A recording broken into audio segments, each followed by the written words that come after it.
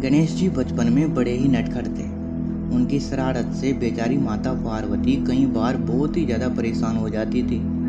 गणेश जी ने एक बार क्या हुआ, एक बिल्ली देखी।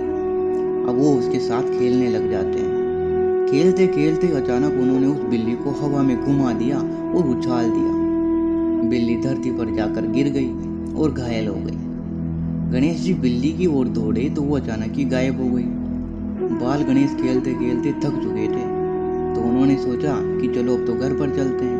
भूख भी लग रही थी, तो वो माता पार्वती के पास जाते हैं और भोजन मांगने लगते हैं। माता पार्वती ने कहा कि पुत्र, अभी थोड़ी देर बाद आओ, तब भोजन देती हूँ आपको, क्योंकि अभी मेरे पूरे शरीर पर धूल लगी है। मैं धूल दूषित हूँ, जोर से गिरी भी हूँ, इसलिए शरीर में दर्द हो रहा है। अभी औषधि का लेप लगाकर मैं विश्राम कर रही हूँ। बाल गणेश ने जब ये सुना कि माता को चोट लगी है तो वो बेचारे दुखी हो गए। उन्होंने उनसे पूछा कि माता, आप कैसे गिर गई? आपका शरीर धूल से कैसे सन गया? तो माता पार्वती बोली कि पुत्र, जिस बिल्ली को तुमने घुमाकर फेंका है ना, वो मैं ही थी। मैं मातृ स्वरूप हूँ। संसार के सभी जीव मेरे अंश हैं, इसीलिए किसी को कष्ट न दिया करो। तुम किसी भी जीव को कष्ट देते हो तो वो मुझे ही लगता है। गणेश जी को तो बड़ा दुख हुआ कि उनके कारण माता को कष्ट होता है। माता ने तो बाल गणेश की शरारतें कम करने और एक अच्छी बात सिखाने के लिए ये बात कही थी, पर यह सीख तो उन पर उल्टी पड़ती दिख गई।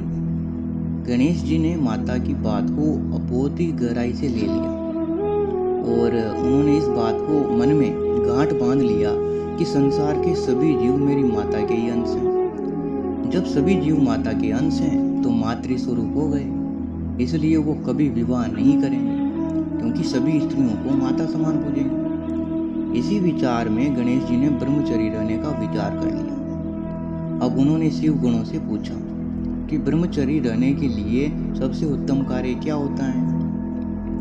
तो नंदी आदि गणों ने सोचा कि जिज्ञासावश पूछ रहे हैं बाल गणेश, सो उन्होंने बता दिया कि ब्रह्मचर्य को ब्रह्म को साधना चाहिए, इसके लिए उसे पवित्र स्थल पर ध्यान तप आदि करने चाहिए। तो गणपति को सुझाव बड़ा ही अच्छा लगा। वो तप करने के लिए गंगा तट पर पहुंच गए और ध्यान में लीन हो गए। इसी बीच एक घटना होती है। असुरकुल में जन्मी तेजस्विनी वृंदा, जिनका नाम तुलसी भी बाद में पड़ता है, वो विवाह के योग्य हो गई। वृंदा इतनी तेजस्वी थी कि उनके योग्य कोई वर ही नहीं था। गुरु के परामर्श पर वृंदा अपने लिए योग्य वर की तलाश में स्वयं निकल गई। सारे संसार में उन्हें अपने योग्य कोई वर ही नहीं मिला। घूमते घूमते तुलसी गंगा घाट पर पहुंच गई। वृंदा ने तप में लीन श्री गणेश को देखा। उनकी आकर्षक व्यक्तित्व और तप को देखकर वो उन पर मोहित हो गई। गणेश जी को रिझाने के लिए वृंदा तरह तरह के स्त्रीयोचित प्रयास करने लगी। इस प्रयास में वृंदा का भी समय काफी व्यतीत हो गया, लेकिन गणेश जी का तप चलता ही रहा। वृंदा ने भी बेचारी ने प्रयास छोड़ दिया।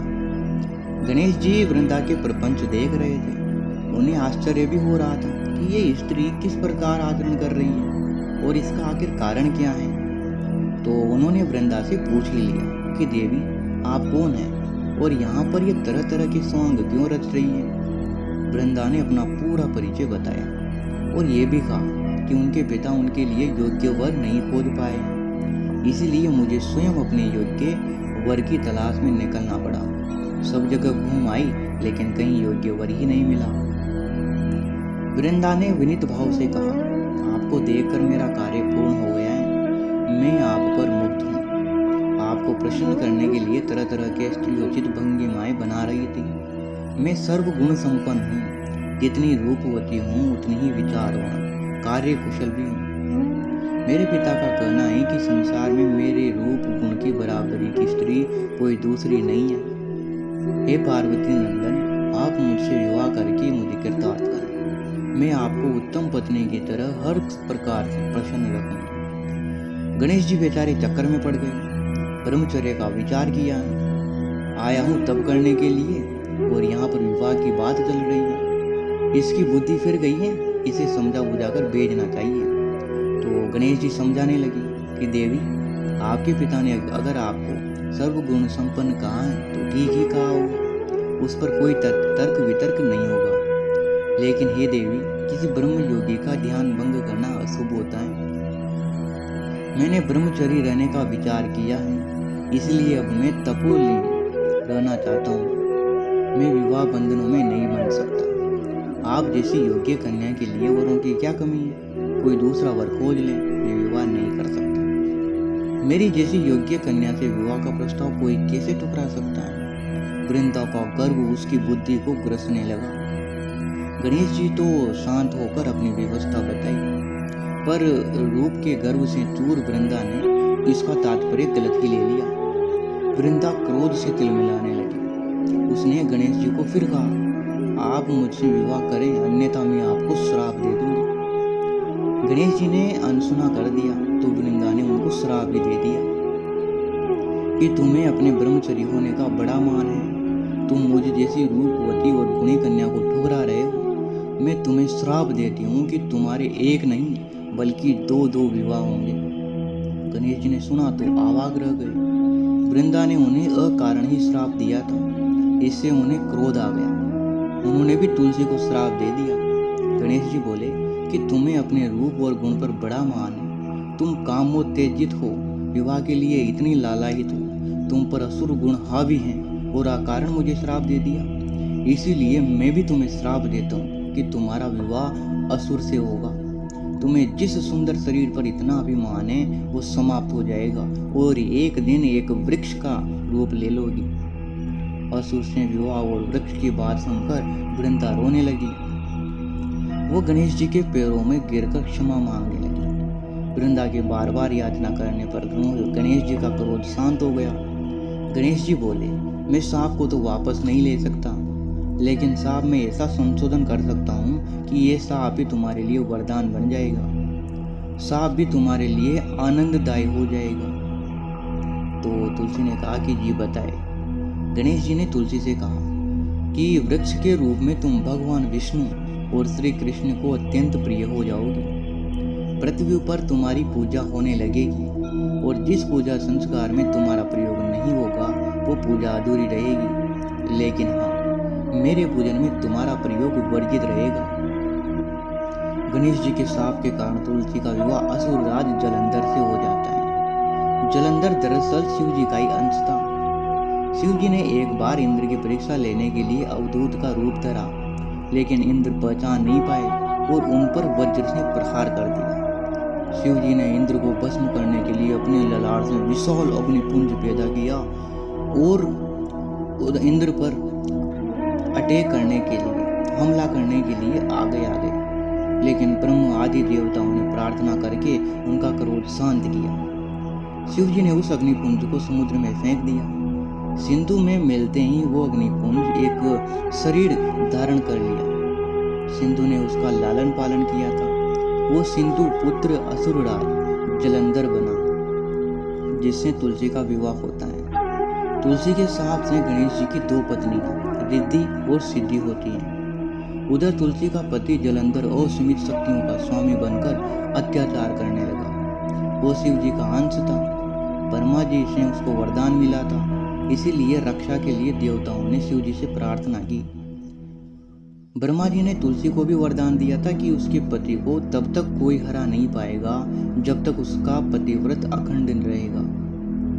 शिव जी और जलंधर का 1000 सालों तक युद्ध हुआ, लेकिन तुलसी के सतीत्व के कारण उसे हराना संभव नहीं था। तो देवताओं ने विष्णु जी से उपाय निकालने को कहा। आखिरकार विष्णु जी तुलसी का सतीत्व भंग करने को तैयार हो गए। वो अपने 2 अनुचरों जय और विजय इनके साथ में तुलसी के महल पहुंचे। जय विजय ने ब्राह्मण का वेश लिया था और जाकर तुलसी से कहा कि जलंधर का तो वध हो गया है।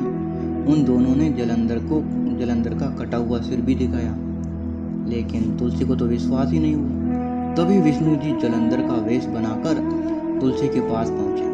पति की मौत की खबर से निराश तुलसी अचानक पति को देखकर इतनी खुश हो गई कि उसने जांच की भी जरूरत नहीं समझी। उसने जलंधर वेशधारी विष्णु जी को गले लगा लिया। तुलसी का पतिव्रत भंग हो गया। शिव जी ने जलंधर का वध कर दिया और अब तुलसी को पता चल गया कि उसका पति नहीं है ये। तुलसी के कहने पर भगवान अपने रूप में आए। तुलसी ने उन्हें श्राप दे दिया कि जैसे मुझे पति वियोग हुआ है, आपको भी मानव अवतार लेना पड़ेगा और पत्नी वियोग सहना पड़ेगा। तुलसी का क्रोध अभी शांत नहीं हुआ था। उसने भगवान को एक और श्राप दे दिया, आपका हृदय पत्थर का बना हुआ है, इसलिए आप भी पत्थर हो जाएंगे।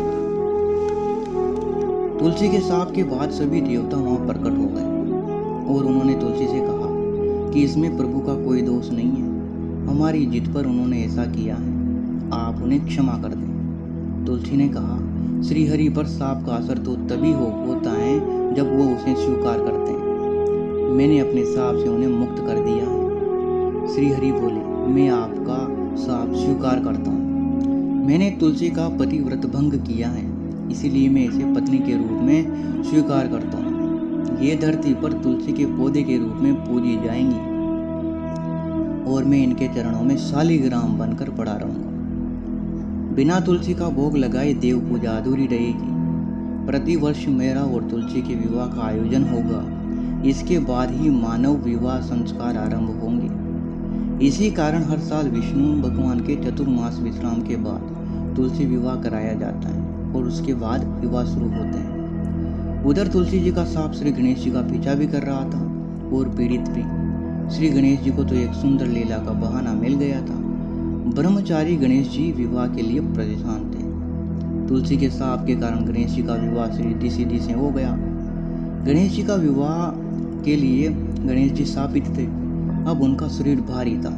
शरीर में शीश के स्थान पर हाथी का सिर लगा हुआ था, इसीलिए न तो कोई देव कन्या और न ही कोई ऋषि कन्या उन्हें विवाह करने के लिए राजी हो रही थी। गणेश जी के सभी मित्रों का विवाह हो रहा था, इससे गणेश जी को ठेस लगी। गणेश जी देवों के विवाह में विघ्न डालने लग गए। वो अपने वाहन चूहे को भेज देते थे। चूहा देवों के बारात के रास्ते में मंडप के नीचे खुदाई कर देता था, इससे मार्ग और मंडप धंस जाता था। इस आपाधापी में विवाह का शुभ मुहूर्त निकल जाता था। गणेश इतने शक्तिशाली थे कि कोई देवता उनसे शिकायत की हिम्मत भी नहीं रखता था। देवों ने ब्रह्मा जी को परेशानी बताई। ब्रह्मा जी हंसने लगे और उन्हें बताया कि सब वृंदा के श्राप के कारण हो रहा है।